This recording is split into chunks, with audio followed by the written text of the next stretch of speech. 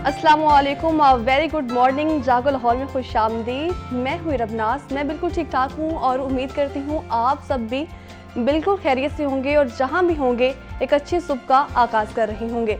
नाज़रीन, माशरे का जो नस्ब व ज़ब्त है चलाने के लिए बहुत ज़रूरी है कि माशरे के जो तमाम इदारे और इसमें रहने वाले लोग आइन की पासदारी करते हुए जो हैं वो उम्र गुजारें। लेकिन याद रखें कि हुकूक और जो जिम्मेदारियों का चोली दामन के साथ है उनमें से एक अगर पूरा ना हो तो दूसरा भी कभी पूरा ही नहीं हो सकता। इसी तरह अगर बात कर ली जाए हम सब की, तो हम सब लोग हुकूमत से महज हकूक़ ही मांगते रहते हैं और अपने फ़राइज़ को सर अंजाम ना दें तो माशरा चल ही नहीं सकता। हम सब जानते हैं कि पाकिस्तान में 1% से भी कम लोग ऐसे हैं जो अपना टैक्स जमा करवाते हैं। हज़ारों की तादाद में सिर्फ लाहौर में रोज़ाना की बुनियादों पर चलान भी किए जाते हैं, लेकिन फिर भी हम ऐसे शहरी हैं कि हेलमेट पहनना हमें गवारा ही नहीं है। हमारा जहाँ दिल करता है वहाँ कूड़ा करकट भी फेंक देते हैं, जैसे कि घर के बाहर की जगह का हमारे से कोई ताल्लुक ही नहीं है। अस्पतालों में आपको जा बजा पान के थूक की जो पिचकारियाँ फेंकते हुए लोग नज़र आते हैं। कर्ज हम कहीं भी चले जाएं हमें नज़र आएगा कि लोग कानून पर जो है वो अमल दरामद कर ही नहीं रहे हैं। और इसके बरक्स हर वक्त हम लोग ये भी कहते रहते हैं कि हमें हमारे हकूक़ ही नहीं मिलते। और इसी तरह अगर बात कर ली जाए हकूक़ की, तो देखें, हकूक़ मांगना तो आपका हक है, लेकिन साथ ही जो जिम्मेदारियां भी पूरी करना है वो आप पर भी कुछ फ़र्ज़ हैं। और इस धरती को, शहर को अपना घर समझे। गलियों में कूड़ा करकट फेंकने से जो है हमें भी गुरेज करना चाहिए, जो कि हम कर ही नहीं रहे हैं। और सारी जो गलतियाँ हैं वो ज़िला इंतज़ामिया पर डाल देते हैं।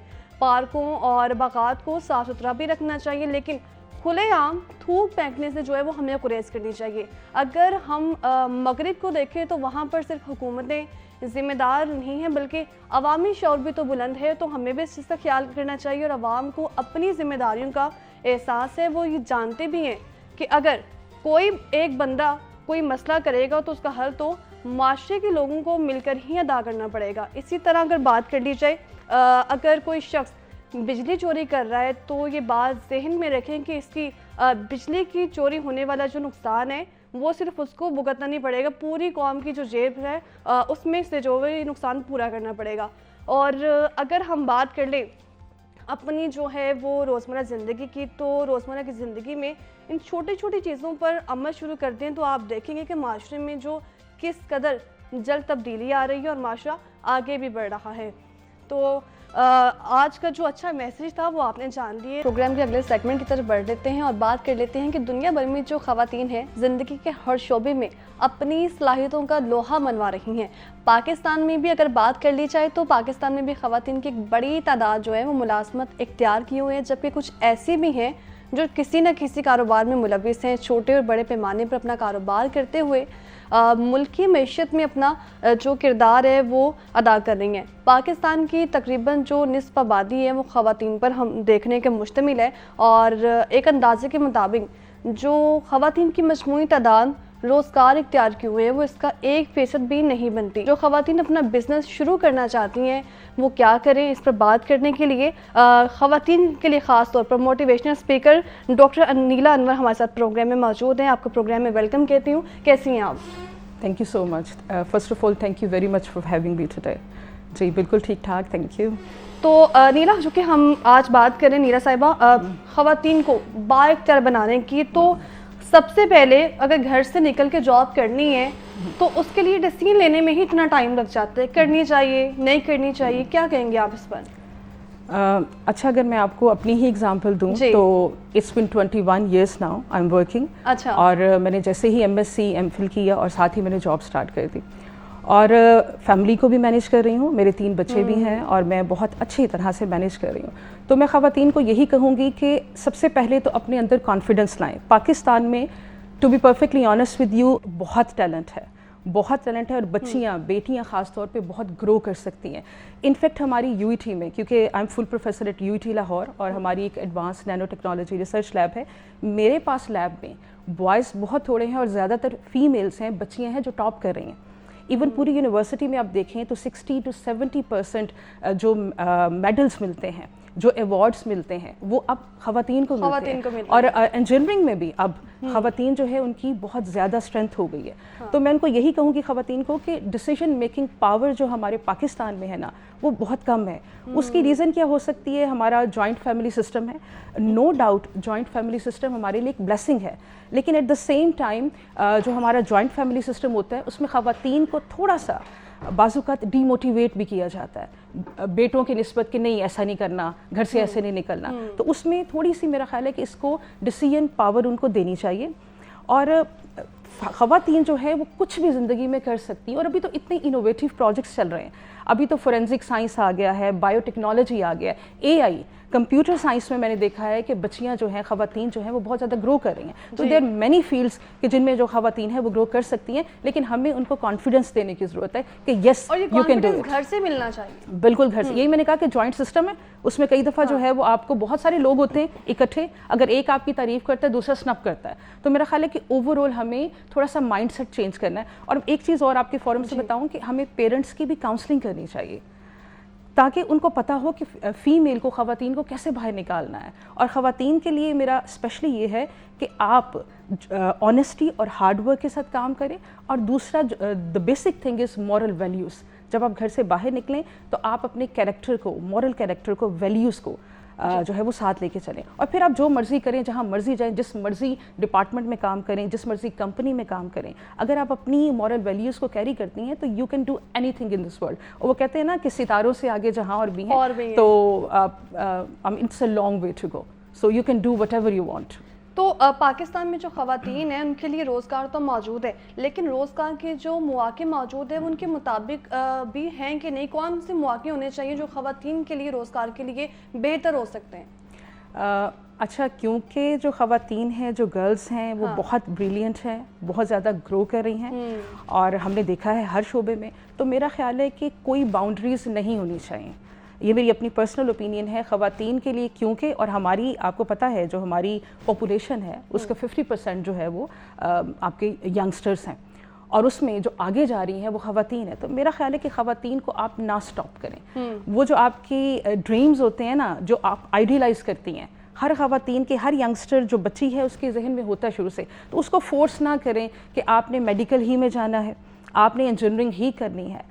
बहुत सारे अब डिपार्टमेंट्स ऐसे हैं जो उनकी ख्वाहिशात है ना, ये मैं पेरेंट्स को आपके फोरम से स्पेशली कहूँगी कि आपकी बच्ची की जो ख्वाहिश है उसमें वो ज़्यादा ग्रो कर सकती है, वो बहुत आगे तक जा सकती है, तो उसको प्लीज़ वो करने दें। अगर वो फोरेंसिक साइंस में जाना चाहती है, अगर वो कॉस्मेटिक्स में जाना चाहती है, वो इंडस्ट्री में जाना चाहती है, जो प्रेशर मिल रहा है कि डॉक्टर बनना है, टीचर बनना है, वो नहीं मिलना चाहिए। और आप देखें कि अगर इंटरनेशनल, ग्लोबल, क्योंकि मेरी PhD UCL लंदन से है, पोस्ट डॉक मेरा अंडर फुलब्राइट अमेरिका से है, मैंने वहाँ के कल्चर को बहुत क्लोजली ऑब्जर्व किया है। हमारा मेन UET में जो फोकस है वो ग्लोबल नेटवर्किंग पे है कि हम ग्लोबली किस तरह से जो बाहर की ख़वातीन है विमेन लीडरशिप में, क्योंकि विमेन लीडरशिप में भी मुझे विमेन लीडरशिप अवार्ड भी मिला 2023, और उसमें हम टॉप 100 वुमेन्स के साथ भी हमारी जो है वो आपस में गुफ्तगू होती है, और 100 से ज़्यादा वीमेन को हम बिज़नेस करवा के दे चुके हैं एज अ विमेन एंटरप्रेन्योर भी, एज अ मोटिवेशनल स्पीकर के साथ साथ मेरा जो मेजर रोल है वो विमेन एंटरप्रेन्योर का भी है। तो हम यंग बच्चियों को, इवन उनकी फैमिलीज़ को, उनकी मदर्स को,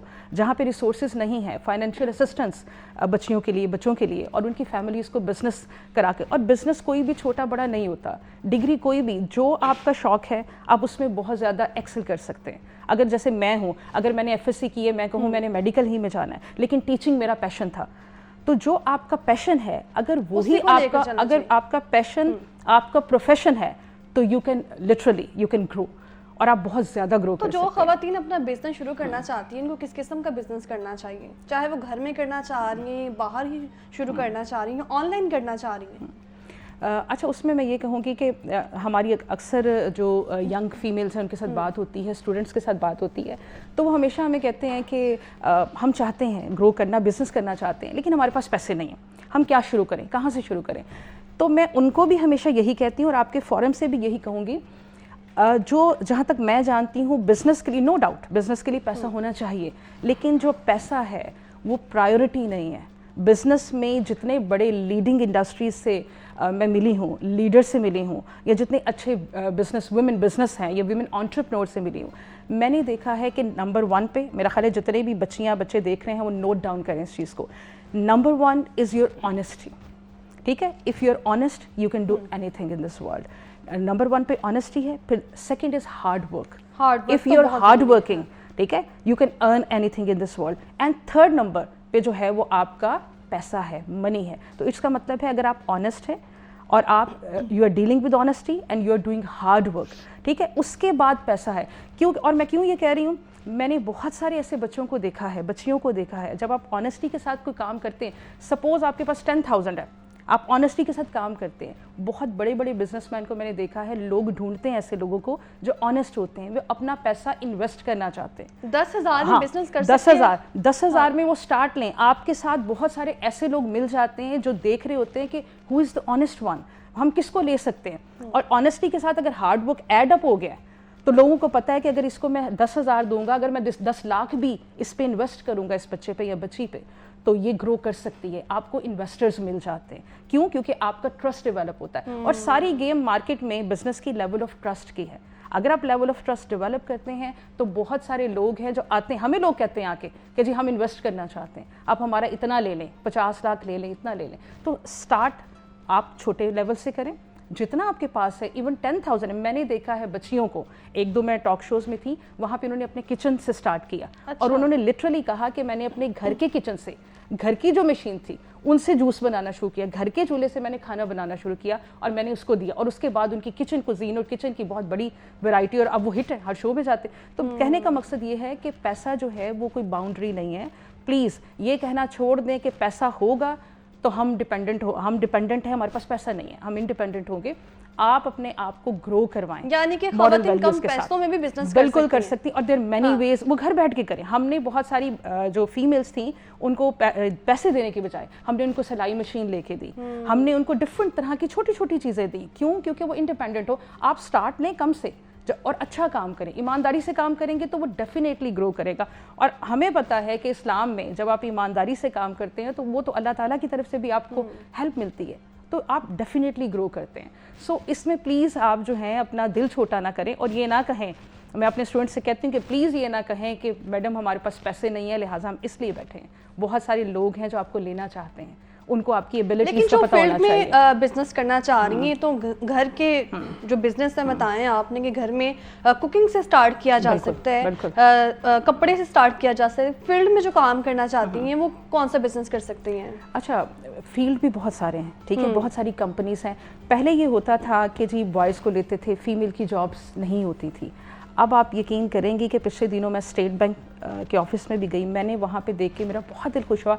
मैंने देखा बहुत सारी फीमेल्स वहाँ बैठी हुई हैं और मैंने उनसे पूछा कि ये तो स्टेट बैंक का ऑफिस है और ये ऊपर जाके मेरा ख्याल है कोई 12th फ्लोर था, कि मुझे एग्जैक्टली करेक्ट नहीं पता, बहुत ऊपर फ्लोर था। मैं गई तो वहाँ सारे आदमी हैं, कुछ औरतें बैठी हैं, बहुत रिलैक्सिंग वे में बैठी हैं। मैंने उनमें से एक को पूछा कि आप ईजी फील कर रही हैं क्योंकि सारे तो आपके इर्द गिर्द हैं? तो उन्होंने बताया, और जब मैंने उनकी हायर अथॉरिटीज़ के साथ बात की तो मैंने देखा कि उनका विजन ये था कि हमें फीमेल्स को ग्रो करवाना है। और उन्होंने मुझे कहा कि आप एज अ मोटिवेशनल स्पीकर आएँ, हम चाहते हैं हमारी फीमेल्स बाहर निकलें। जिन शोबों में, जिन डिपार्टमेंट्स में फीमेल कम है, अब वहाँ पे कहा गया है कि इतने % हमने हर सूरत और हम देख भी रहे हैं कि जो अब लड़कियां हैं वो सॉफ्टवेयर इंजीनियर भी हैं, सिविल इंजीनियर भी हैं, फील्ड में अब उनकी तादाद भी बढ़ने लग गई है। हमारे पहले माइनिंग में बहुत कम बच्चियां होती थी, पेट्रोलियम में कम होती थी। अब मेरी अपनी कजन्स है, उन्होंने पेट्रोलियम में किया और वो जॉब कर रही हैं यहाँ पे, इस्लामाबाद में जॉब कर रही है, दुबई में उनको जॉब मिली है। सो इट मीन्स के ये रिस्ट्रिक्शन लगाना कि मैं इस फील्ड में कर सकती हूँ दूसरे में नहीं कर सकती, ऐसा बिल्कुल ना करें। लेकिन पहले फैमिली थिंकिंग भी ऐसी थी और बाहर पब्लिकली ओपिनियन की भी बात की जाए तब भी ऐसा ही था कि लड़की जो है वो डॉक्टर बन सकती है या टीचर बन सकती है। ऐसे नहीं, ऐसा कुछ नहीं है। हाँ, क्योंकि मैं खुद टीचर हूँ तो टीचर जो है वो जाहिर है एक पैगंबराना शोभा है। और टीचिंग का मैं इसलिए भी कहती हूँ कि हमारे हाथ में सारे इंजीनियर्स, डॉक्टर्स हमारे हाथ से निकल के जाते हैं। तो इसमें जो लोग आना चाहती है बच्चियाँ, मोस्ट वेलकम, वो ज़रूर आएँ। लेकिन ये याद रखें कि कोई किसी भी फील्ड में जाते हैं, आप ये ना समझें कि जी मेडिकल में जाऊंगी तो मुझे स्ट्रगल करनी है कि मुझे डॉक्टर बनना है। और टीचिंग में वो लोग जाते हैं जिनको कोई नहीं पूछता तो चले जी अब हम टीचिंग करें, ऐसा नहीं है। आपके हाथों से जाना है सबने, जो भी लीड क्लास है सारी हमारे हाथों से जाती है। तो आप खुद से डिसीजन मेकिंग करें, ठीक है, पावरफुल डिसीजंस करें और जो आपका दिल करता है, जो आपके क्लोज टू योर हार्ट है ना, वो डिसीजन लें और उस पर अमल करें। और ये याद रखें, जब हम वो चीज़ें करते हैं ना जो हमारा दिल कहता है, ठीक है, तो आपकी इनर सेल्फ जो है ना, उसकी सेटिस्फेक्शन जो है वो बहुत इंपॉर्टेंट है। जब आप अंदर से खुश होते हैं ना, तो वो रिफ्लेक्शन जो है ना वो आपके फेस से भी नजर आती है। जो फील्ड में काम कर रही होती हैं ख़वातीन, वो अक्सर हम देखते हैं कि उनको बहुत सारे चैलेंजेस फेस करने पड़ते हैं। जॉब से घर जाती हैं, मूड ऑफ होता है, फिर घर में जाके कोई एक्टिविटी करने का दिल भी नहीं करता। तो किस किस्म के जो चैलेंजेस हो सकते हैं फील्ड में काम करने वाली ख़वातीन के लिए, उनको कैसे फेस किया जा सकता है? अच्छा, उसमें मैंने जैसे पहले भी आपको कहा कि मैं ये आपसे ज़रूर कहूँगी, स्पेशली जो फीमेल्स हैं और जो मैरिड हैं, उनको ज़्यादा इश्यूज़ होते हैं।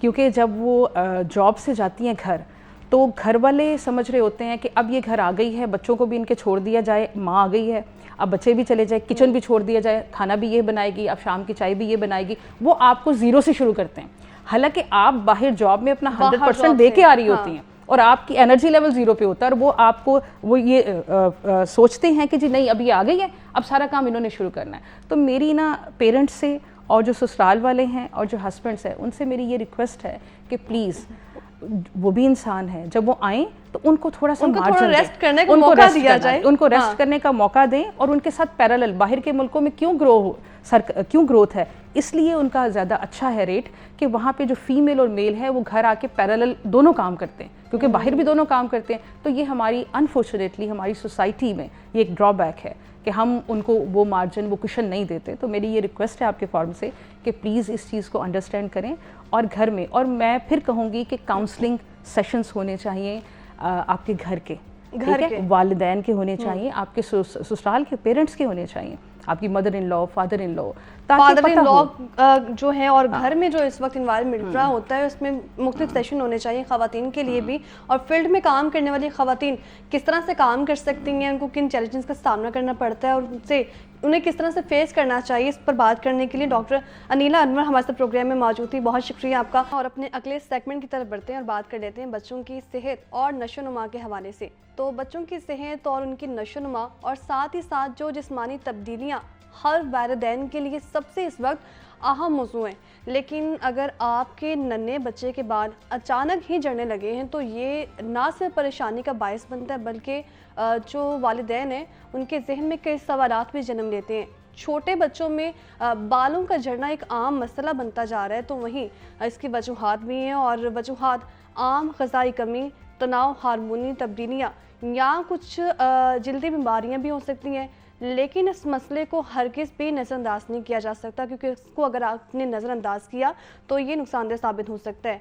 आज के प्रोग्राम में हम बात करेंगे कि बच्चों में बाल गिरने की असल वजूहात क्या हो सकती हैं और किन इलामात पर फौरी जो है वालिदैन को भी तवज्जो देनी है। तो इस पर बात करने के लिए डॉक्टर सईद खुज़ैमा, जो कि चाइल्ड स्पेशलिस्ट हैं, हमारे साथ प्रोग्राम में मौजूद हैं। सर, वेलकम कहते हैं आपके प्रोग्राम में। चूँकि आज बात करें बच्चों के नशोनुमा के हवाले से, तो हम देखते हैं जैसे बच्चा ग्रोथ कर रहा होता है तो मुख्तलिफ बीमारियों का शिकार भी हो जाता है। इसमें फीड ठीक नहीं होता है, नशोनुमा ठीक नहीं होती, क्या रीज़न होता है?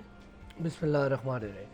देखिए, इसमें अब दो चीज़ों में डिवाइड कर लेते हैं जो बच्चों के बालों के प्रॉब्लम आते हैं। एक तो वो है जो बीमारी की वजह से है, यानी कोई बीमारियाँ हैं जो कि ये सब कुछ कर सकती हैं। दूसरी चीज़ है न्यूट्रिशनल डेफिशिएंसीज, यानी ग़िज़ाई किल्लत, कोई ऐसी ग़िज़ा है जो कि ज़रूरी है और वो अवेलेबल ना हो बच्चों को, तो भी उनके बाल झड़ना शुरू हो सकते हैं या गिरना शुरू हो सकते हैं। जहाँ तक ग़िज़ाई मतलब कमी है, वो पाकिस्तान में आपको पता है कि अनफॉर्चुनेटली बहुत ज़्यादा है। बच्चों की खुराक अच्छी नहीं है, उसकी बड़ी वजह यह है कि महंगाई बहुत ज़्यादा है, वालिदैन अफोर्ड नहीं कर पाते, बच्चों को अच्छी ग़िज़ा नहीं दे पाते। स्पेशली प्रोटीन डाइट, आपके जो बाल हैं वो बेसिकली प्रोटीन के बने हुए हैं और उनको प्रोटीन डाइट चाहिए ग्रो करने के लिए, या फिर मल्टी वाइटामिन, स्पेशली बायोटिन, ये ऐसे वाइटामिन हैं जिनको ये चाहिए कि वो जो है ना क्या कहते हैं मौजूद हों। अगर वो चीज़ें मौजूद नहीं होंगी तो फिर बालों के प्रॉब्लम आएंगे, उसमें बाल झड़ भी सकते हैं। दूसरी चीज़ वो है कि जो बीमारियां मौजूद होती हैं उनमें सबसे जो कॉमन चीज़ है वो है फंगल इन्फेक्शन। जो फंगस की इन्फेक्शन है वो ये करती है कि एक तो एक मतलब एक ख़ास जगह से बाल को बिल्कुल ख़त्म कर देगी और वहाँ पर पैचेस पड़ जाएंगे ऐसे जगह के जो कि बालों के। और अक्सर हम छोटे बच्चों को देखते हैं भी पैचेस उनके सर में जो है वो वाज़ेह तौर पे नज़र आ रहे होते हैं। बिल्कुल बिल्कुल। तो ये फंगस जो है ये ट्रीटेबल भी चीज़ है और ये कॉमन भी है। और फिर इसके बाद एक और चीज़ आ जाती है जो कि और भी कॉमन है, वो है एलोपेशिया एरिएटा। अच्छा। ठीक है, यानी कि एक ख़ास एरिया है जिसमें से बाल उड़ जाते हैं, मुख्तलिफ के जिस्म के डिफरेंटों में जहाँ बाल होते हैं वहाँ से वो उड़ना स्टार्ट हो जाते हैं। तो उसके लिए ये है कि वो एक ऐसा प्रोसेस है जो कि क्योंकि ऑटोम्यून यानी कि अंदर ही बॉडी का उसका ताल्लुक होता है, बाहर से ताल्लुक नहीं होता है, तो वो जो होता है उसमें बहुत ज़्यादा मेडिसिन का रोल तो नहीं है एज सच, लेकिन वो आते जाते रहते हैं, उनमें कुछ स्टीरॉइड वगैरह यूज़ किए जाते हैं। अच्छा। टेम्परेरली वो बेहतर कर देते हैं। इसका ताल्लुक ज़्यादा जेनेटिक्स से है, फेमिलियल होते हैं। अक्सर आपको फैमिली हिस्ट्री मिल जाती है कि उसके वालिद को भी ये रहा था या उसकी वालदा को भी रहा था, और इसमें जो है प्रोग्नोसिस यानी कि आगे लेकिन अगर ना ही वालिद को हो ना ही वालिदा को हो तो फिर क्या रीजन हो सकता है? फैमिली हिस्ट्री में उसके जो फर्स्ट डिग्री रिलेटिव्स हैं वो भी इसमें इन्वॉल्व हो सकते हैं। अगर किसी का मामू को है, खाला चचा फूफो को रहा था तो भी हो सकता है। लेकिन अगर फैमिली हिस्ट्री बिल्कुल नहीं है तो आपको बाकी दूसरी चीज़ें भी देखनी चाहिए, इसके साथ प्रॉपर इन्वेस्टिगेट करना चाहिए। वही बात जो आपने कही थी कि अगर ये चीज़ इसको हल्के में नहीं लेना चाहिए, बल्कि अपने करीबी पीडियाट्रिशियन या डर्मेटोलॉजिस्ट से हेल्प लेनी चाहिए। ठीक है, तो इसमें जो ग़िज़ा है वो मैटर करती है, और हम देखते हैं कि कौन सी हम कह सकते हैं कि ऐसी ग़िज़ाएँ हैं जो इनकी मेन वजह हो सकती हैं इसमें सबसे बड़ी वजह के लिए, बिल्कुल इसमें सबसे बड़ी वजह तो प्रोटीन है। प्रोटीन की डाइट में होना बड़ा ज़रूरी है, और प्रोटीन डाइट में आपको पता है कि जो अच्छे सोर्सेज है उसमें अंडा आ जाता है, उसमें गोश्त आ जाता है, उसमें आपके नट्स वगैरह आ जाते हैं, बीन्स आ सकते हैं, दालें आ जाती हैं, ये सारे प्रोटीन का एक अच्छा सोर्स है। उसके अलावा ये है कि जो आपके मल्टी वाइटामिन टाइप है, जिंक है। जिंक बहुत इंपॉर्टेंट है आपके बालों की ग्रोथ में, आपके स्किन के लिए। बायोटिन का मैंने नाम लिया, वाइटामिन B7 जो है इसको कहते भी ब्यूटी वाइटामिन है, ये बहुत इंपॉर्टेंट है। उसके अलावा जो है आयरन आपको पता है हमारे यहाँ पर अब आए दिन हम देखते हैं बच्चे आयरन डिफिशिएंसी के साथ आते हैं। आयरन भी बहुत इंपॉर्टेंट चीज़ है, और इसमें आपके जो रिच सोर्सेज आयरन के उसमें मीट आ जाता है, उसमें आपकी ये खजूरें आ जाती हैं, सेब है, सब्जियां हैं, इनमें आयरन की अच्छी तादाद मौजूद है। तो ये सारी चीज़ें अगर बैलेंस डाइट में रहेंगी तो लेस लाइकली है कि बच्चों के बालों के प्रॉब्लम्स आए। अच्छा, हम देखते हैं कि अभी एक बच्चा 1 साल का भी नहीं होता और पेरेंट्स को देखते हैं कि बच्चों के जो बाल है वो इसलिए भी सर से उतरवा दिए जाते हैं या फिर रेज़र का इस्तेमाल किया जाता है, और जब रेज़र का इस्तेमाल किया जाता है वो भी कहीं इन्फेक्शन हो सकता है, वो भी इसकी एक वजह हो सकती है। देखिए इन्फेक्शन डेफिनेटली कोई भी इन्फेक्शन, स्किन इन्फेक्शन जो है वो बालों को वहाँ से हटा सकती है, यानी कि बालों की कमी कर सकती है, क्योंकि जब भी स्किन इन्फेक्ट होगी वो डिस्टर्ब होगी तो हेयर फॉलिकल्स और ये सारी चीज़ें इन्वॉल्व हो जाती हैं।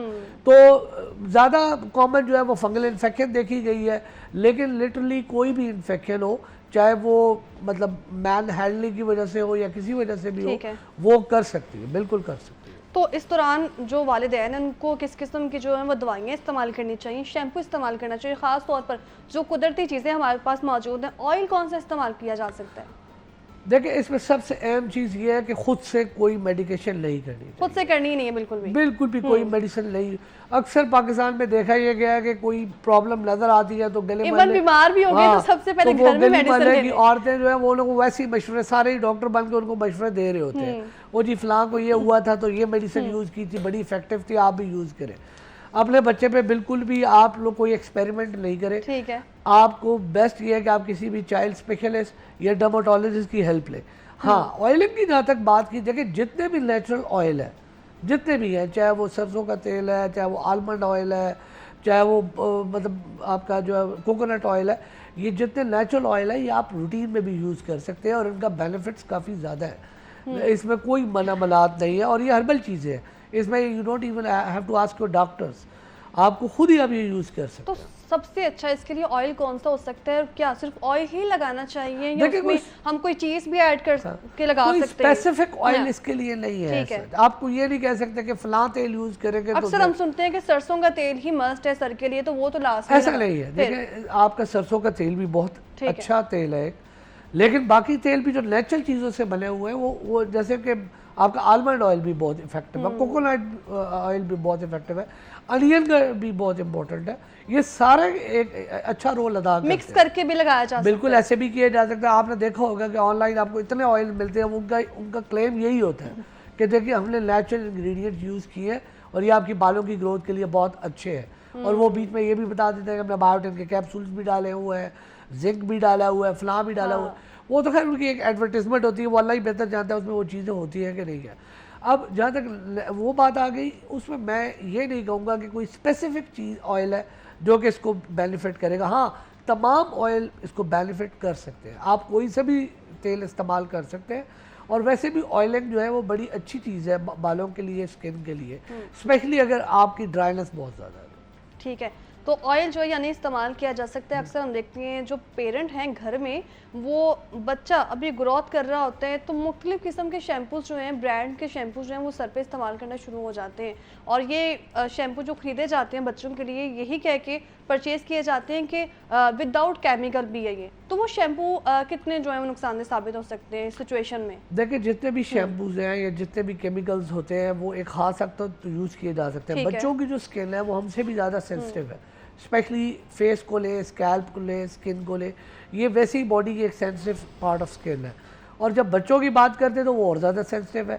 तो मैं तो हमेशा ये रिकमेंड करता हूँ कि आप ये जितने केमिकल के इवन सोप्स हो गए, शैम्पू हो गए, आप ये अवॉइड करें, क्योंकि इनका एक्सेसिव यूज़ जो है वो बजाय फ़ायदा देने के नुकसान देता है। माओ का ख्याल ये होता है जी कि वो ख़ास ब्रांड का जो है वो बड़ा अच्छा शैम्पू अच्छा है शैम्पू लेकर आई हैं। बच्चों के लिए। हाँ। उसके ऊपर भी लिखा होता है हाइपोअलर्जेनिक फार्मूला, यानी कि इससे एलर्जी हो सकती है, चांसेस कम है। तो जब आपको पता है एक चीज़ हो सकती है तो मतलब बच्चे देखें, अब वो उनकी एज पे भी डिपेंड करता है। कई दफ़ा जो बच्चे अब लेस देन 1 ईयर है वो तो उनका तो एक्सपोजर होता ही नहीं है बाहर को, ठीक तो है। उनमें कितनी गंदगी होगी, वो माएँ परेशान होती है। इस्तेमाल कि करना भी कैसे चाहिए कि नहीं करना चाहिए। तो बच्चों में जो नशो-नुमा के दौरान हम देखते हैं कि बाल झड़ना शुरू हो जाते हैं, तो इसकी अलामात क्या हैं, एहतियात क्या है, किस तरह से इसको जो है इससे बचा जा सकता है, कौन से ऑयल इस्तेमाल किए जा सकते हैं, इस पर बात करने के लिए सैयद खुजामा हमारे साथ मौजूद है, चार्ज स्पेशलिस्ट। सर बहुत शुक्रिया आपका, भी वक्त हुआ ब्रेक का, हमारे साथ रहिए।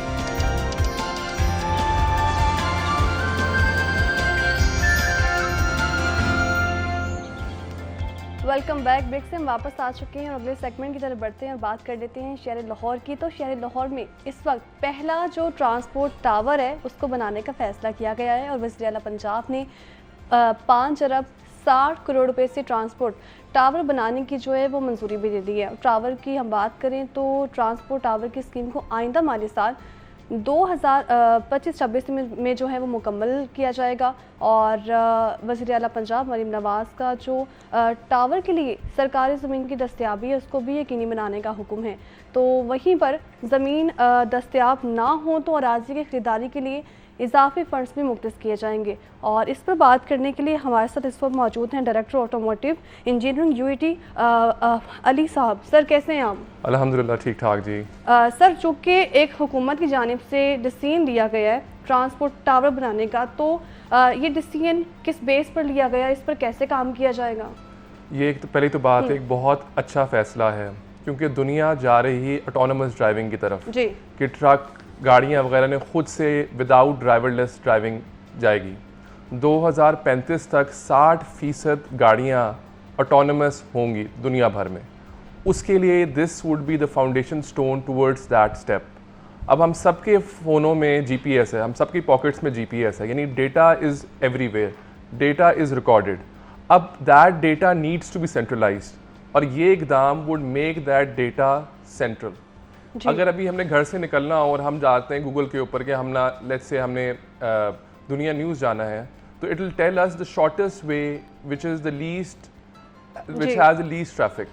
तो सोचें अगर ये जो स्केल है ऑफ ट्रांसपोर्टिंग व्हीकल्स वो ग्लोबल स्केल पर होना शुरू हो जाए, पंजाब लेवल पे शुरू हो जाए कि जो भी जितने भी ट्रक्स वगैरह लाहौर को लीव कर रहे हैं, जितने भी कार्गो ट्रक्स लीव कर रहे हैं, जितने भी ऑयल टैंकर्स आ रहे हैं, उनकी GPS लोकेशन एक सेंट्रलाइज लोकेशन पे मौजूद हो, तो हम बेहतर तौर पे उस लॉजिस्टिक्स को प्लान कर सकते हैं जी। तो इस सेंट्रलाइज होने से बहुत बड़ा स्टेप है और एक बड़ा फ्यूचरिस्टिक स्टेप है जो अभी उठाया गया।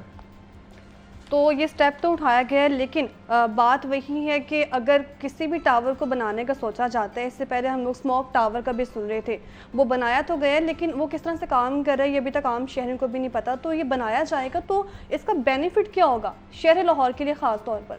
देखिए स्मॉग टावर जो इकदाम था वो प्रिवेंटिव मेजर था कि स्मॉग हो रही है, वो मतलब सैकड़ों के लिहाज से हो रही है, हम उसको कंट्रोल करना चाह रहे हैं। जी जबकि ये टावर है, ये प्रोएक्टिव मेजर है, ऑलरेडी डेटा अवेलेबल है, हम सबके पास जीपीएस है, जितनी भी ट्रक्स वगैरह जाते हैं उस पर जीपीएस इंस्टॉल हो सकता है, तो डेटा तो ऑलरेडी अवेलेबल है। गूगल मैप्स के थ्रू वो एक्सेसिबल भी है, यानी हम स्टैंड अलोन हम घर पे अपना खुद एक्सेस कर सकते हैं, लेकिन वो कि एक सेंट्रलाइज तरीके से एक जगह पर जमा होता है वो नहीं होता। अब कलर कहार में सैकड़ों एक्सीडेंट्स होते हैं और मुतवातिर तौर पर और ख़ास जगह पर होते हैं। अब वो जो अगर सारा डेटा रियल टाइम रिकॉर्ड होना शुरू हो जाए तो जो एक्सीडेंट है उससे हम ज़्यादा बेहतर तरीके से रिएक्ट कर पाएंगे। ठीक है। इसी तरह स्मॉग का सीजन आता है जिसमें सड़कें बंद हो जाती हैं, लॉजिस्टिक्स बंद हो जाती हैं। अब इस सूरत के अंदर हम एक खास वेबसाइट होती है हाईवे पुलिस की, उस पर जाकर देखते हैं कि स्मॉग का डेंसिटी कैसे तब्दील होगी, यानी हमारी logistics are planned on a single website. अगर ये चीज़ हो जाएगी तो ये बड़ा प्रोएक्टिव मेजर होगा और it is easy to implement, क्योंकि टेक्नोलॉजी ऑलरेडी देर है, सिर्फ वक्त ज़रूरत इस बात का था कि हम उसको अडॉप्ट कर सकें। ठीक है। इसका मॉडल किस किस्म का है और जो मॉडल है उस पर अभी तक काम शुरू हो चुका है या अभी होना है? देखें, दुनिया भर में ये जो ट्रांसपोर्ट टावर वो डेवलप्ड वर्ल्ड में अवेलेबल है, तो डेवलप्ड वर्ल्ड में इम्प्लीमेंटेड भी है, तो हमने तो सिर्फ उस मॉडल को अडॉप्ट करना है। ज़ाहिर बात है टेक्नोलॉजिकल कॉस्ट है, उसकी अडॉप्शन की कॉस्ट है, वो काफ़ी हाई है, but this is a one time एक बहुत बड़ी इन्वेस्टमेंट है विच हैज़ बीन सैंक्शनड, लेकिन it would have very far reaching consequences. जैसे मैंने कहा कि 2035 तक ये जो हमारे ट्रक्स वगैरह हैं, जो ट्रक्स होते हैं, क्योंकि बेसिकली ट्रांसपोर्ट टावर कहाँ ज़्यादा ऑपरेट करेगा, एक तो हमारी लॉजिस्टिक्स को बिटवीन सिटीज़, दूसरे जो पैसेंजर लोग ट्रैवल कर रहे हैं उनको हेल्प करेगा। अब लॉजिस्टिक की जो ट्रांसपोर्ट बिटवीन सिटीज़ होती है वो एक सेट पैटर्न होता है, उसमें व्हीकल जो टाइप ऑफ ट्रैफिक कंजेशन है या ट्रैफिक्स हैं वो भी लिमिटेड होती हैं। It is easier to predict transport between two cities. तो ये 2035 तक जो हमारे ट्रक्स हैं on highways, they are very likely globally to be automated, कि उसकी ऑटोनमस लेवल ये होगा कि वो खुद से भी जा सकते हैं विदाउट एनी ड्राइवर। वो खुद से तब जाएंगे when they will be able to foresee कि आगे ट्रैफिक क्या है विदाउट ड्राइवर। 2035 तक ट्रक्स आर, मैं ग्लोबली की बात करूँ, पाकिस्तान में तो लेट्स सी कब तक आता है, लेकिन 2035 तक ग्लोबली बिटवीन ट्रांसपोर्ट इतनी ऑटोनॉमी हो जाएगी ट्रक्स की that they can go between cities. और ये तभी होगा if they can see what is happening. और वो किस तरह से होगा कि तमाम इंफॉर्मेशन एक सेंट्रलाइज एक जगह पर मौजूद होगी। तो ये उसका ये है, तो इसकी सक्सेस के chances are very very high, यानी कि इसके सक्सेस के जो चांसेस हैं वो बहुत ज़्यादा हाई हो चुके हैं। तो अभी इसके लिए ज़मीन जो है वो सोची जा रही है हुकूमत पंजाब की जानिब से, और वो कह रहे हैं अगर दस्तयाब ना भी हुई तो दस्तयाबी की जो सूरत हाल है उसको यकीनी बनाएंगे। तो शहर लाहौर में ऐसी कौन सी जगह अभी डिसाइड की गई है जहाँ पर ये ट्रांसपोर्ट टावर बनाया जाएगा? इसकी मुझे इन्फॉर्मेशन नहीं इस बात की कहाँ बनाया जाएगा, लेकिन मोस्ट लाइकली जहाँ पर लॉजिस्टिक्स का या जहाँ पर ये ट्रांसपोर्टेशन का हब है उधर बनाया जाएगा। ठीक है, यानी शायद बाबू साबू इंटरचेंज के साथ बनाया जाए, but I don't know exactly कि किधर होगा ये। अभी 2025 से लेकर जो है वो 26 तक इसको शामिल किया जाएगा, तो उससे पहले हम देखेंगे कि इस पर फिर काम कब शुरू होगा? काम तो इसका देखें, बात ये काम तो टेक्नोलॉजी अडॉप्शन है, इसको एक्सिक्यूट करना इज नॉट दैट वे, क्योंकि ये पहले दुनिया में हो चुका है। इसकी टेक्नोलॉजी काफ़ी मैच्योर है, इसकी ट्रैक करना ऑफ व्हीकल वो काफ़ी मैच्योर टेक्नोलॉजी है। ठीक है, तो इसको एक्सिक्यूट करना, वो जो टाइमलाइन दी गई है, I think so it's a very realistic timeline, और इस साल 1.5 साल में ये मुकम्मल हो जाएगा। 1.5 साल में जो है वो मुकम्मल हो जाएगा, तो शहर लाहौर के लिए हम समझेंगे एक अच्छी खबर है मज़ीद, यानी कि जो ट्रांसपोर्ट टावर बनाने का फ़ैसला किया गया ये एक अच्छा स्टेप है। और अगर हम बात करें तो इससे पहले भी बहुत से मंसूबे हम लोग सुन रहे हैं, लेकिन शहरी अक्सर कह रहे होते हैं कि बंद तो जाएगा लेकिन उसका कोई बेनिफिट भी तो नज़र आए, पता भी तो चले कि अगर ट्रांसपोर्ट टावर बनाया गया या स्मॉग टावर बनाया गया है तो हमें नज़र भी तो आए कुछ। जी बिल्कुल, उसको नज़र आएगा। जिस तरह फॉर एग्जाम्पल और एग्जाम्पल मैं आपको दूंगा TCS ट्रैकिंग की, कि आप कोरियर को करते हैं और आप ट्रैक कर पाते हैं कि आपको किस किस स्टेज पर आपका कोरियर पहुंचा है। इस तरीके से हम कहाँ कहाँ पर बस पहुंची है उसको ट्रैक कर पाएंगे, कितनी बसें एक वक्त पे पहुंच रही। फॉर एग्जाम्पल लाहौर से इस्लामाबाद एक वक्त में 10 बसें गई हैं, ठीक है, उनमें से आधी खाली थी, अमृत सिंह, ठीक तो है, वो they will be better able to manage that transport की आधी बसें खाली जा रही हैं, तो ठीक है। ऑल दीज कंपनी जो कि ट्रांसपोर्ट कर रही हैं वो भी एक इकट्ठे होकर एक चीज़ डिसीजन पे रीच कर सकती हैं। जिस तरह है। फॉर एग्जांपल ये एरोप्लेन्स की इंटीग्रेशन है कि आप है। अगर आपने एक मुल्क से एक दूसरे मुल्क में फ्लाई करना होता है तो एक जहाज़ के अंदर कुछ सीटें किसी की होती हैं, कुछ सीटें किसी की ठीक होती है। हैं। वो होती क्यों है? पूल इन रिसोर्सेज, क्योंकि इतनी ट्रैफिक रिक्वायर्ड नहीं होती। ठीक है, तो इसकी वजह से लॉजिस्टिक्स में बहुत बेहतरी आएगी, ठीक है, क्योंकि वो एक प्रिडिक्टेबल, एक रेपिटेटिव एक टास्क है ऑफ मूविंग पीपल या मूविंग कार्गो, और मतलब उसको प्रिडिक्ट करना वुड बी ईजियर, और हमारे लेस वसाइल यूज़ होंगे इन, मतलब लेस फ्यूल कंज्यूम होगा इन transporting cargo, less fuel use होगा इन ट्रांसपोर्टिंग पीपल, और शायद इस वजह से शायद हमें जो आम शहरी हैं उनको शायद कम पैसों की टिकट ही मिल सके कि वो कम पैसों से टिकट भी मिलेगी और शायद- फ्यूल लेस भी होगा। शायद उस तरह का तरीका कार होगा, किस तरह मतलब इसको फ्यूल लेस किया जाएगा? फ्यूल कम इस तरीके से होगा कि जब पता लगेगा कि आधी बसें खाली जा रही ठीक हैं, है। ठीक है ना, तो जो जितनी पार्टी जो कि ट्रांसपोर्ट करी लोगों को वो कहेंगे आपस में कि हम बांट लेते हैं कि ये टाइम ये टाइम ये टाइम, ठीक है, ठीक है ना, उनको एक पेज में आने का एक इंसेंटिव मिलेगा, क्योंकि ये हुकूमती बैक्ड होगा, वो ट्रांसपोर्ट कर रहे होंगे, तो उनका भी आपस में इतना fuel, it will be more fuel, come fuel इस्तेमाल होगा थ्रू दिस। ठीक है। तो इसके लिए एक अलग टीम भी बनाई जाएगी जो इस सारे सिस्टम को कंट्रोल करेगी टावर के हवाले से, जो देखेगी, ट्रैक सिस्टम देखेगी। इसके अलावा अभी आपने बताया कि टिकट का जो असूल है वो भी आसान हो जाएगा। जी, टिकट का असूल इस तरह से आसान होगा कि जो सारी कंपीटिंग पार्टीज हैं जो कि ट्रांसपोर्ट कर रही हैं वो एक पेज पर आएंगी, वो अपने जो उनको ट्रांसपोर्ट नज़र आ रही होगी कि इस तरह से हम आधी बसें खाली लेकर जा रहे होंगे, तो फिर वो maybe they are in a better position to negotiate आपस में कि हम रूट बांट लेते हैं। ठीक है। तो ट्रांसपोर्ट टावर जो है वो हुकूमत पंजाब की तरफ से बनाने का फैसला किया गया है और 2025 से लेकर 26 तक इसको शामिल कर लिया जाएगा, और आइंदा हम देखेंगे भी कि इस पे काम भी शुरू हो जाएगा। तो इस पे बात करने के लिए जो हमारे साथ मौजूद थे इस वक्त director motivative engineer UET Ali Hussain Kazmi साहब हमारे साथ मौजूद है। सर बहुत शुक्रिया आपका। बात कर लेते हैं मौसम गर्मा के हवाले से। तो नाज़रीन, मौसम गर्मा के आते ही हर जगह तरबूज नज़र आने लगते हैं और सस्ते दामों बासानी मिलने वाला ये फल सेहत के बेशुमार फ़ायदे जो है वो हमें फ़राहम करता है। लेकिन तरबूज गर्मियों में ना सिर्फ जिस्म को हमारे राहत बख्शता है बल्कि जिसमें जो पानी और इलेक्ट्रोलाइट्स की कमी की मिकदार की शिकायत को भी दूर करता है।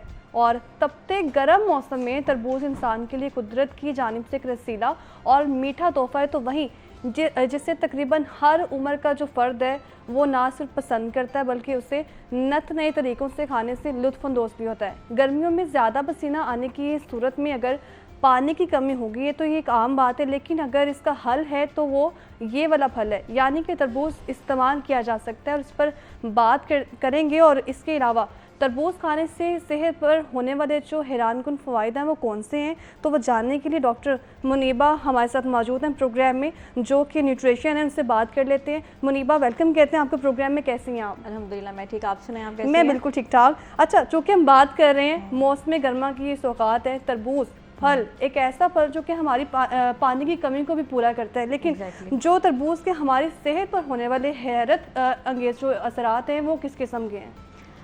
इसको स्टार्ट करने से पहले मैं बताऊंगी जिस तरह अल्लाह ताला ने हर एक फल में अपनी एक खासियत रखी है। अब हर फल है, सीड्स अगर ले लेते हैं या वेजिटेबल्स ले लेते हैं तो हर फल, हर सीड, हर वेजिटेबल आपको एक हेल्थ बेनिफिट तो प्रोवाइड कर रहा है, आपके डिफरेंट डिसीज़ को भी ट्रीट कर रहा है। जिस तरह अगर वाटरमेलन की आज हम बात कर रहे हैं तो वाटरमेलन में हमारे पास सबसे पहले तो हमारी डिफरेंट डिसीज़ को ये ट्रीट कर रहा होता है, जिसमें हमारे पास ब्लड प्रेशर आ जाता है सबसे पहले। तो अगर क्योंकि इसके अंदर इतने अमाइनो एसिड्स हैं, इस तरह के इसके अंदर प्रोटीन्स प्रेजेंट होती हैं जो कि हमारी स्किन के लिए बहुत अच्छी हैं। हमारी जो लोग स्पेशली जो लोग ओबीज़ हैं, जिनको स्वेटिंग का बहुत ज़्यादा इशू होता है, जिनको इलेक्ट्रोलाइट पानी की कमी हो जाती है, तो तरबूज जो है, जो वाटरमेलन है, वो आपकी पानी की कमी को बैलेंस करता है, क्योंकि इसके अंदर ऐसे इलेक्ट्रोलाइट्स हैं, पोटेशियम है, मैग्नीशियम है, जो कि आपकी जस्ट स्किन को नहीं, आपके हेयर्स को नहीं, बल्कि आपके ओवरऑल हेल्थ को बेनिफिट प्रोवाइड कर रहे होते हैं। हेल्थ को बहुत ज़्यादा बेनिफिट्स प्रोवाइड कर रहा होता है वाटरमेलन। इसके अलावा डिफरेंट डिसीज़ हैं, जिसमें आपके पास हार्ट डिसीज़ है, जो कि एक वर्ल्ड वाइड हमारे पास एक कॉमन डिसीज़ है, और इसमें वाटरमेलन का इस्तेमाल इस तरह से होता है कि इसमें जो प्रोटीन प्रेजेंट होती है वो आपके हाई ब्लड प्रेशर को, हाई कोलेस्ट्रॉल को, और आपकी जो ब्लड वेसल्स होती हैं, हमारी ब्लड वेसल्स को वाइड खुला कर देता है ताकि ब्लड का फ्लो हो जाए। जैसे ही ब्लड का फ्लो होना स्टार्ट हो जाता है, ब्लड प्रेशर लो होना स्टार्ट हो जाता है, ब्लड प्रेशर नॉर्मल हो जाता है, जिसकी वजह से आपका जो वो लोग जो कि हाई ब्लड प्रेशर का शिकार हैं, वो लोग जो कि हार्ट बीपी डिसीज लो का का शिकार भी हैं, इवन बीपी लो का जो भी शिकार है वो भी ये खा सकते हैं। हाई ब्लड प्रेशर हाँ। का शिकार खा सकते हैं, क्योंकि ये आपकी जो उसके अंदर माइनो एसिड्स हैं वो उसको वाइड कर रहे हैं उसके ठीक ब्लड है। वेसल्स को। लेकिन अगर हम लो बीपी ब्लड प्रेशर की बात करें तो उसका ट्रीटमेंट डिफरेंट होता है, लेकिन उसमें बेनिफिशियल हम ये कह सकते हैं कि मॉडरेट अमाउंट में आप वाटरमेलन का इस्तेमाल जो है वो कर सकते हैं। ज़्यादा किसी भी चीज़ का फल का इस्तेमाल और कम इस्तेमाल जो आपके लिए बेनिफिशियल नहीं होता। या इसमें हम देखते हैं कि जो शुगर पेशेंट होता है उसके लिए कुछ फ्रूट्स ऐसे होते हैं जो मना कर दिए जाते हैं। तो तरबूज ये मीठा भी है, रसीला भी है और पानी की जो कमी उसको पूरा भी करता है। तो शुगर के पेशेंट के लिए ये जो है वो इस्तेमाल करना चाहिए, उनको ये नहीं इस्तेमाल करना चाहिए। शुगर के पेशेंट हैं, आपके कोई से भी पेशेंट है, आपने उनको किसी भी चीज़ पे किसी भी फ्रूट पे हम रिस्ट्रिक्ट नहीं करते, टोटली लिमिटेशन नहीं कर देते। इनका इस्तेमाल जो होता है वो डिफरेंट हो जाता है। जैसे डायबिटिक पेशेंट है, इसमें वाटरमेलन में 90% वाटर भी है, शुगर भी है और ये हाई ग्लाइसेमिक इंडेक्स फूड है, लेकिन ये लो ग्लाइसेमिक लोड भी है। इट मीन्स कि इसमें जो शुगर है अगर आप मॉडरेट अमाउंट में देते हैं, और डायबिटिक पेशेंट के लिए तो अगर हम इनको अगर रिकमेंड करते हैं वाटरमेलन, तो उसके साथ हम इनको रिकमेंड करते हैं कि वो प्रोटीन का इस्तेमाल करें, हेल्दी फैट्स का इस्तेमाल करें, कोई नट्स ले लें, आप हैंडफुल नट्स ले लें वाटरमेलन के साथ, उसका इस्तेमाल करें। इसके अलावा आप अगर वाटरमेलन का इस्तेमाल करवा रहे हैं तो राइट आफ्टर आपने पानी का इस्तेमाल नहीं करवाना, पानी का इस्तेमाल नहीं करवाना। राइट आफ्टर पानी का इस्तेमाल, क्योंकि मोस्टली जो लोग हैं गर्मियों में, समर में, उनको डाइजेस्टिव सिस्टम का इशू होता है, तो उसकी लेकिन वजह से अक्सर हम ये भी सुन रहे होते हैं कि अगर आपने तरबूज खा लिया है और खास तौर पे नाश्ते के आगाज से पहले ही आपने खा लिया तो फिर आपने फौरन कुछ खाना नहीं है, ये सिर्फ पानी ही नहीं पीना।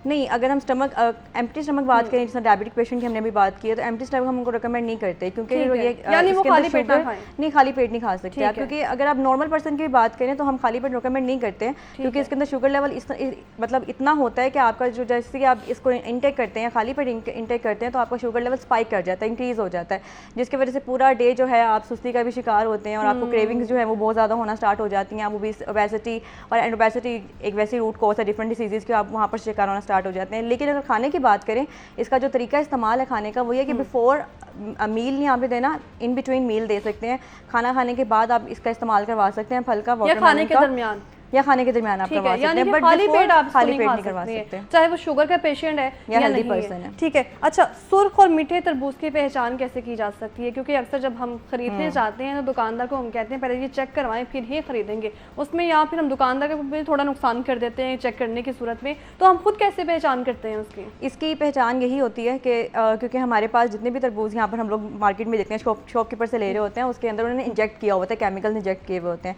अब उसको आपने किस तरह से, ऐसा है भी कि ऐसा है, क्योंकि उसकी पहचान इस तरह से होती है कि आपके पास जो उसका पल्प है, जो इसका इनर साइड है, रेड कलर है, वो ब्राइट रेड कलर होता है, और उसकी आप इस तरह से पहचान कर सकते हैं कि जब आप उसको निकालेंगे तो वो एक बहुत फोमी सा, स्टिकी सा आपके पास ना जो उसका पल्प है रेड कलर का वो होगा, और आपके हर जब आप उसको बाइट लेना स्टार्ट करेंगे, आपने वहाँ पर टेस्ट तो करना है, जब आप टेस्ट करेंगे शॉपकीपर से लेके, तो आपकी हर बाइट में जो आप ले रहे हैं उसमें एक सेपरेट स्वीट, मतलब ज़्यादा स्वीट जो है वो आपको एक नेचुरल स्वीटनर तो उसके अंदर अल्लाह ने दिया हुआ है, फील हो रहा होता है, सॉफ्ट सा होगा, फोमी होगा, जूसी बहुत ज़्यादा होगा, और सबसे बेहतरीन जो इसका हम चेक करते हैं उसके अंदर आप जब तरबूज ओपन करते हैं वाटरमेलन तो उसके अंदर होल्स होते हैं, इट मीन्स कि उसके अंदर इंजेक्ट हुए हुए होते हैं, इंजेक्शन उसके अंदर डाला हुआ होता है, तो आप उसको अवॉइड करें लेने से, आप नेचुरल ही अच्छा, जैसे कि हम बात कर रहे हैं पहचान की, तो सुर्ख और मीठे तरबूज की पहचान जो कर रहे हैं आप बता भी रही हैं, लेकिन कुछ लोगों का कॉन्सेप्ट होता है तरबूज को लेके कि ज़्यादा लाल कलर है तो ही ज़्यादा अच्छा होगा, रसीला होगा, या हम आम रूटीन में जो फ्रूट है ये वाला इसको खा भी सकते हैं, रसीला है नहीं है ये मैटर करता है कि नहीं? अगर नेचुरल स्वीटनर है, इट मीन्स कि उसके अंदर अगर ब्राइट कलर की बात करूँ, रेड कलर की मैं बात करूँ, तो रेड कलर अगर उसके अंदर है और आप उसको ले रहे हैं और आपको एक सेपरेट एक स्वीटनर आपको नज़र आ रही है, आपको फील हो रही है, इट मीन्स कि आपके उसके अंदर केमिकल इंजेक्ट है, तो आपको उसको तो अवॉइड करना है, लेना नहीं है। अगर आप नेचुरली ले रहे हैं, नेचुरली अल्लाह ताला ने उसके अंदर इतना स्वीट डाला हुआ है, शुगर ऐड की हुई है कि आप अगर उसको इस्तेमाल कर लेते हैं तो वो आपके लिए हार्मफुल इन सेंस नहीं होगा अगर आप उसको मॉडरेट अमाउंट में लें। अब मॉडरेशन अमाउंट में कितना आप ले सकते हैं, एक हेल्दी पर्सन की अगर मैं बताऊँ तो आप 1 to 2 स्लाइस जो हैं, जिसको अगर मैं डायबिटिक पेशेंट के लिए बताऊँ तो आप उसको 1 कप जो कि 50 to 100 ग्राम्स के इक्वल होता है, आप वो इस्तेमाल करवा सकते हैं। अक्सर हम देख रहे होते हैं कि पूरा जो वो आधा उसका पीस है वो काट के लोग खा रहे होते हैं, कि इसकी क्वांटिटी जितनी मर्जी हो कोई फ़र्क नहीं पड़ा, इट्स नेचुरल, इसको खा सकते हैं ज़्यादा क्वांटिटी में भी? नहीं, ऐसा नहीं होता। हाँ। कोई भी चीज़ आपकी अगर ज़्यादा क्वांटिटी में आप ओवरटेक कर रहे हैं या आप ओवर ईट के बाद आप कम खा रहे हैं, तब भी आपकी बॉडी में डेफिशिएंसी हो जाएगी। जो उसके अंदर विटामिन्स होंगे, मिनरल्स होंगे, आपकी बॉडी को वो एब्जॉर्प्शन नहीं होगी, एब्जॉर्ब नहीं होंगे, मिलेंगे नहीं, जिसके पास आपके जिस बॉडी के जो विटामिन्स हैं उसकी डेफिशिएंसी स्टार्ट हो जाएगी। लेकिन आप तो कहेंगे हमने खा भी लिया है बट हमें उसका ऐसा कोई बेनिफिट नहीं मिल रहा। उसका रिजल्ट फीडबैक यही होता है कि आपने उसको मॉडरेशन में नहीं लिया। आपकी पूरी डे में जस्ट आपने वाटरमेलन नहीं यूज़ करना, आपके पास डिफरेंट मील्स हैं जिसमें कार्ब्स, प्रोटीन, फैट, आपने एनर्जी भी लेनी है, आपने विटामिन, मिनरल्स भी पूरे करने हैं। तो वो एक प्रॉपर एक लाइफस्टाइल मॉडिफिकेशन पे हम चले जाते हैं, लाइफस्टाइल इंटरवेंशन पे चले जाते हैं। जो लोग लाइफस्टाइल को मॉडिफाई कर लेते हैं उनको आइडिया होता है कि हमने किस तरह से अपने फ्रूट्स का इंटेक करना है, कितनी सर्विंग्स में हमने फ्रूट का इंटेक करना है, कितनी सर्विंग्स में हमने डिफरेंट फूड ग्रुप्स का जो है इंटेक करना होता है। अच्छा, वजन कम करना तो इस वक्त हर किसी की ख्वाहिश बन चुके हैं, खासतौर पे वो लोग जो वो मोटापे का शिकार हैं या फिट रहना चाहते हैं। तो तरबूज इस सूरत में कितना जो है मौसर साबित हो सकता है? तरबूज अच्छा है इसके लिए क्योंकि लो इन कैलोरी है, आप इसको इस्तेमाल करवा सकते हैं। अगर आप 3 to 4 सर्विंग्स हमारे पास फ्रूट्स की हम पर डे के लिए पर डे अकॉर्डिंग एक हेल्दी पर्सन के लिए हम उसको रिकमेंड कर सकते हैं, एक मीडियम साइज़ के अकॉर्डिंगली।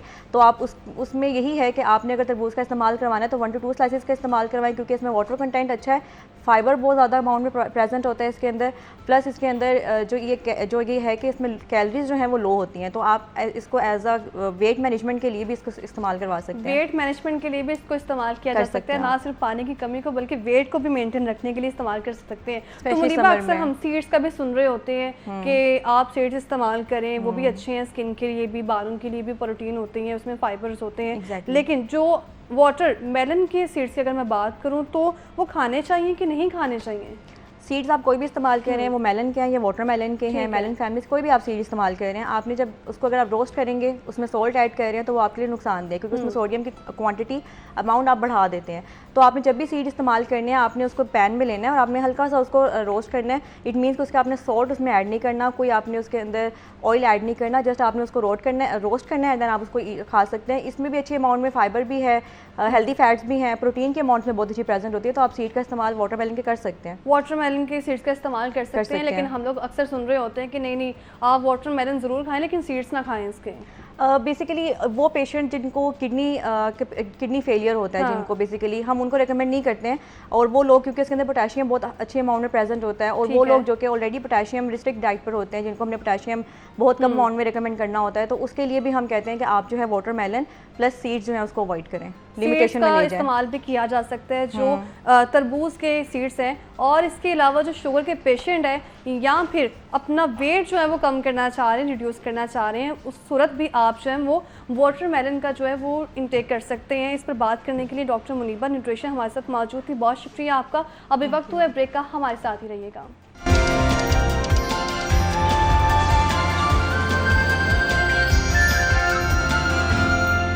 प्रोग्राम में आगे बढ़ते हैं और बात कर लेते हैं कुछ एंटरटेनमेंट के हवाले से। तो आज आपको पता ही है कि आज वीकेंड है और वीकेंड पर हमेशा ही अपने जो नाज़रीन हैं उनके लिए कुछ ना कुछ एंटरटेनमेंट के लिए हम एक ख़ास सेगमेंट रखते हैं। और इस ख़ास सेगमेंट में कुछ हमारे पाकिस्तान में वैसे तो आपको मालूम है कि जो टैलेंट है उसकी कमी नहीं है, और इस टैलेंट को जो आगे लेके चल रहे हैं वो आजकल हम देख रहे हैं कि यंग यूथ है, नौजवान हैं, जो कि हम देख रहे हैं कि मुख्तलिफ़ फील्ड में काम भी कर रहे हैं। और ख़ास तौर पर अगर बात कर ली जाए गायकी के हवाले से या फिर अगर बात कर ली जाए सुर और ताल की, तो उसको नौजवान आगे लेके चल रहे हैं। तो हमारे प्रोग्राम में आज इसी पर बात करने के लिए जो सिंगर हैं, गज़ल सिंगर अलीशा खान हमारे साथ प्रोग्राम में मौजूद हैं। अलीशा, आपको वेलकम कहती हूँ जागो लाहौर में। और इसके अलावा सोनू खान जो कि तबला नवाज़, से बात कर लेते हैं। सोनू, वेलकम कहते हैं आपको प्रोग्राम में, कैसे हैं आप? जी मैं ठीक हूँ। अच्छा, चूँकि आज हम बात कर रहे हैं यंग टैलेंट के हवाले से, और यंग टैलेंट की तो पाकिस्तान में बिल्कुल भी कमी नहीं है,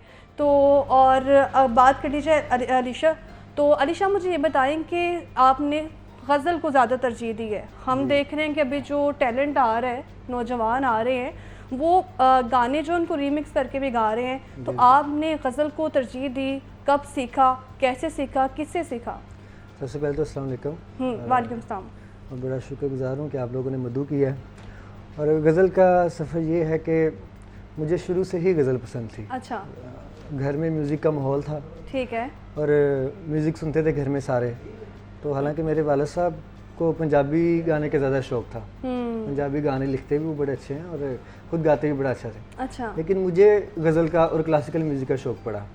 फिर जैसे मैंने पहले भी काफ़ी दफ़ा बताया कि जब मैंने फिर खान साहब, मेरे रूहानी साहब, जब मेहदी साहब, उस्ताद मेहदी हसन खान साहब, उनको सुना तो मेरा रुझान और गज़ल की तरफ बढ़ गया। तो फिर तब से लेकर अभी तक मुझे 10-12 साल हो गए हैं गज़ल ही गा रहा हूँ। गज़ल के अलावा फिर कोई 10-12 सालों से। जी, 10-12 तो पहली बार जो है वो कौन सी गज़ल आपने गाई, प्रैक्टिस कैसे की उसकी, तो मुझे वो बताएं ज़रा स्टोरी। बस वो पहली गज़ल जब सुनना शुरू हुए तो काफ़ी सारी गज़लें जहन में आती थी कि ये भी कर लें, ये भी कर लें, लेकिन मुश्किल बहुत लगता था। तो इतना मुश्किल लगता था कि यही सोचते थे कि पता नहीं हम ये कर सकेंगे कि नहीं कर सकेंगे। तो फिर खान साहब की गज़ल थी रंजिश ही सही दिल ही दुखाने के लिए आ, इस गज़ल को सुना, कोशिश की इसको थोड़ा बहुत, फिर अपने उस्ताद जी से सीखा, मेहनत करते रहे, फिर गज़ल गाई। तो अभी जो आपने बात की है गज़ल की रंजिश ही सही दिल ही दुखाने के लिए, तो ये सुनाएं, फिर आगे भी बात करते हैं आपसे। चैलेंज।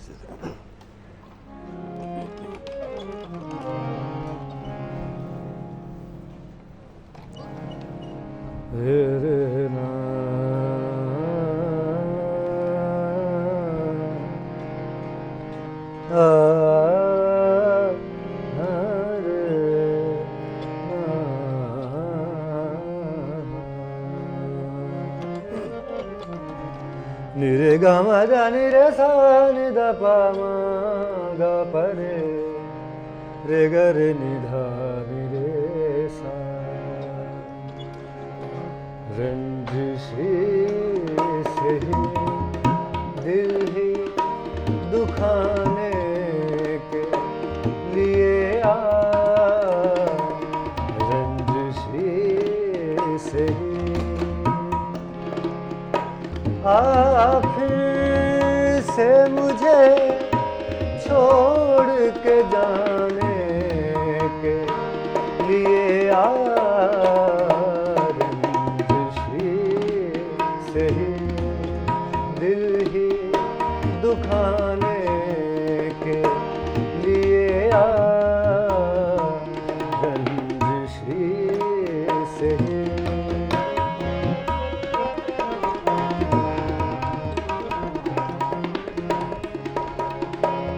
जैसे तुझे आते हैं नाने के बहाने, जैसे तुझे आते हैं नाने के बहाने, ऐसे ही किसी रोज न जाने के लिए आ, रंजिशी से ही दिल ही दुखाने के लिए आ, रंजिशी से ही। क्या बात है, बहुत ही खूबसूरत, बहुत ही ज़बरदस्त। तो अलीशा मुझे ये बताओ कि प्रैक्टिस करना तो आपने कहा बड़ा टफ लगता था, घर में ही प्रैक्टिस करते थे या कहीं जाते थे सीखने, और पढ़ाई के साथ इसको मैनेज करना कितना मुश्किल होता था? नहीं, पढ़ाई के साथ मैं कहता हूँ कि इसको म्यूजिक ले जाना मुश्किल नहीं होता। अच्छा। इंसान को जॉब कर रहा होता है ना कुछ, उसके लिए म्यूजिक को रखना मुश्किल है साथ। लेकिन जब पढ़ाई कर रहा हो बंदा, फिर तो या पढ़ाई करनी है या म्यूजिक करना, और भी तो काम होता नहीं है, तो उसके साथ फिर रियाज करना बड़ा आसान लगता था। वैसे स्कूल के लिए सुबह जब उठते थे ना 7:30 बजे, तो लेट उठते थे, लेकिन जब फील्ड में आए तो रियाज करने के लिए सुबह जल्दी उठ जाते थे। अच्छा, रियाज के लिए जल्दी उठ जाते सुबह थे? जल्दी उठ जाते थे। और मैं रियाज इस तरह से करता था कि वो मोबाइल में एक ऐप होता है तानपुरा उसको कहते हैं, उसके साथ स्केल मिलता है, वो मैंने स्पीकर में लगा देना, चलते फिरते सा, यूनिफॉर्म पहन रहा हूँ तो सा सा सा, अगर नाश्ता कर रहा हूँ तो साथ सा सा। तो मेरे घर वाले कहते थे क्या, तो घर वाले कहते थे क्या कर रहे हो, ये नहीं घर वालों को शौक था नाश्ते के दौरान, खाने के दौरान। आप यकीन करें जब स्कूल से छुट्टी होती थी तो आते सारी मेरा काम होता था स्पीकर में तानपुरा लगाना, और सा, किचन में जा रहा हूँ सा, जो भी काम कर रहा हूँ सा सा कर इतना जोश। अक्सर तो हम देखते हैं बच्चे आते हैं स्कूल से वापस तो बस थके हुए होते हैं, कुछ भी नहीं करना, टीवी लगा लेते हैं या कुछ और कर लेते हैं, लेकिन मैं तो रियाज करता था। और अभी तक हमारी ये रूटीन है, हम अभी भी कर रहे हैं रियाज तो सारी जिंदगी है।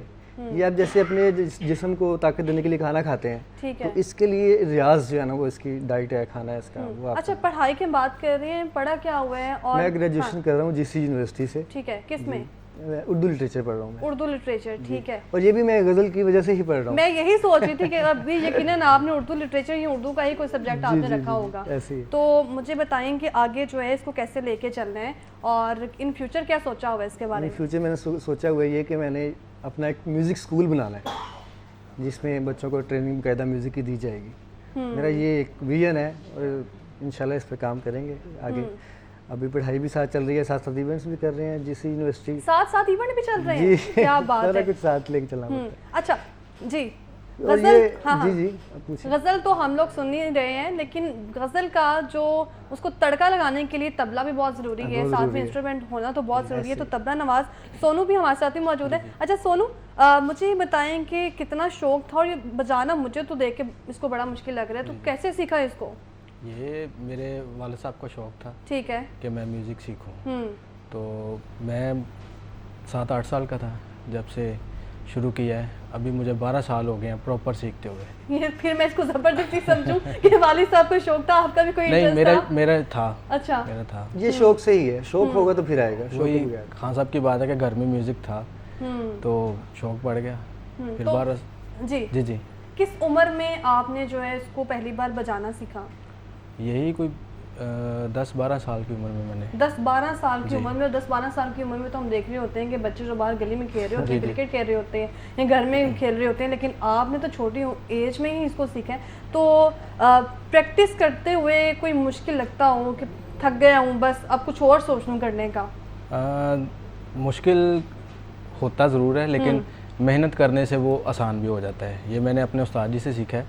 तो मुश्किल लगता ज़रूर था, लेकिन ये है कि उस पर मेहनत करने से, रियाज करने से वो आसान हो जाता था। मेहनत और रियाज तो बहुत ही ज़रूरी है ना, उसके बिना ना ही जो है वो ये इंस्ट्रूमेंट बजाए जा सकते हैं, तबला बजाया जा सकता है, और ना ही उसके बिना जो है वो गज़ल जो है वो गाई जा सकती है। तो तबले के साथ जो गज़ल का कम्बिनेशन होता है वो एक बहुत ही कमाल का कम्बिनेशन होता है। तो मुझे आप अपनी फेवरेट जो है वो गज़ल सुनाए, वो भी इस तबले के साथ। चल हाँ मैं आपको अपनी गज़ल ही सुना। जी, सहेल सानी साहब हैं, बड़े अच्छे शायर उनकी लिखी ठीक हुई है। है और ये कंपोजिशन मेरी थी।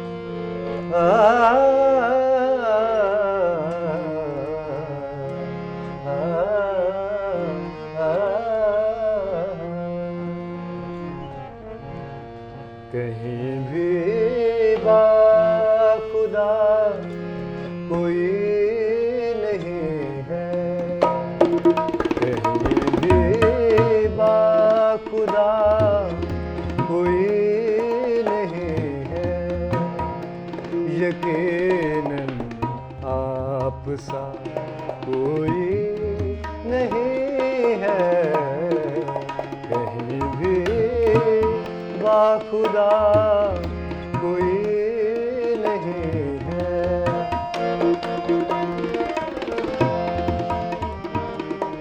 बड़ा अच्छा शेर है। बिल्कुल।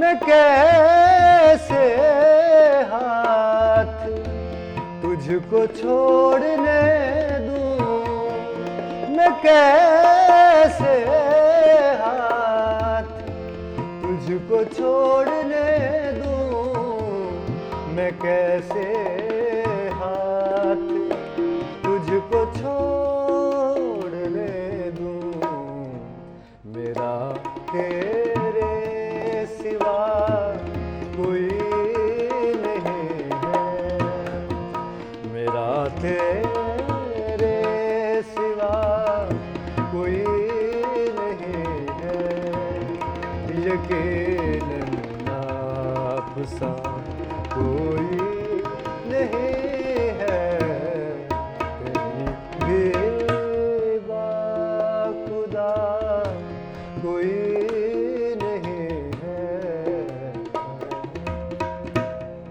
क्या बात है, बहुत ही ज़बरदस्त। अली मुझे ये बताओ कि उर्दू लिटरेचर भी आप पढ़ रहे हो, और जो उर्दू लिटरेचर के हम लोग स्टूडेंट्स देखते हैं, इनको शायरी में बहुत ज़्यादा इंटरेस्ट होता है। जी जी। शायरी लिखते हैं आप? हाँ जी। पसंद है आपको? मुझे शायरी बहुत पसंद है, लेकिन अच्छा। मैं उर्दू का शेर नहीं लिखता। मेरे से पंजाबी का शेर लिखा जाता है। पंजाबी के शेर, पंजाबी का कोई शेर आता है? मैंने अपनी पंजाबी लिखी है एक। अच्छा। तो उसमें आपको मैं सुना दूं इसका एक बोल पंजाबी का? बिल्कुल।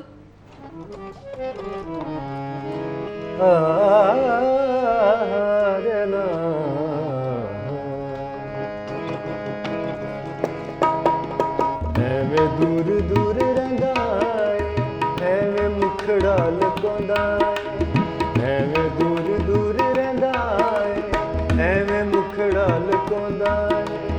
सारी जिंदगी रवांगी तेरे को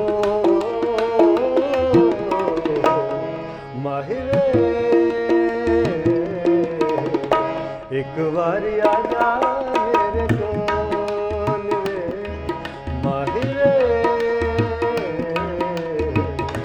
एक बार आजा मेरे कोल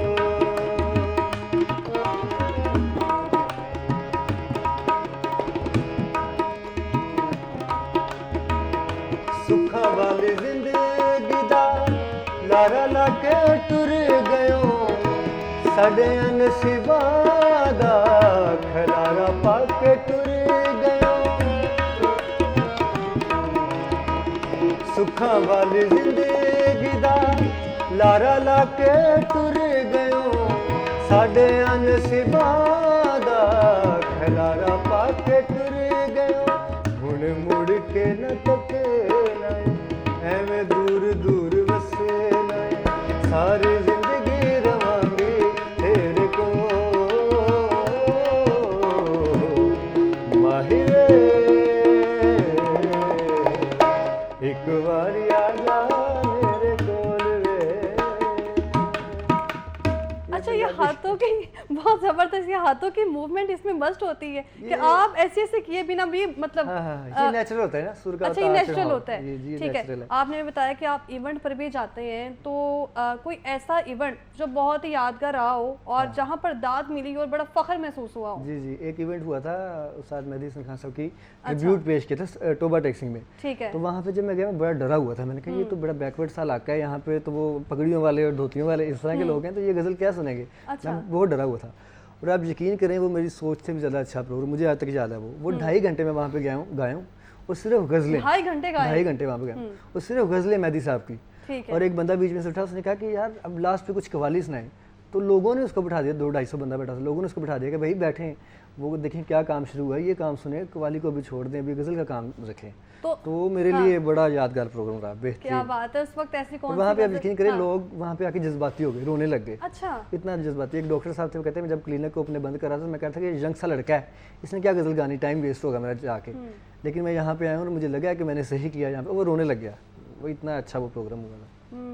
बहुत ही ज़बरदस्त। तो मुझे बताएं कि उस वक्त आपने बताया कि जो इवेंट आपके लिए यादगार आए, तो कौन सी गज़ल गाई थी उस वक्त और जिसकी फरमाइश की गई हो तो कि इसको दोबारा गाएं? जी जी, एक गज़ल मैंने गाई थी, हर शख्स कह रहा है तुझे देखने के बाद, हाँ। दावा मेरा बजा है तुझे देखने के बाद।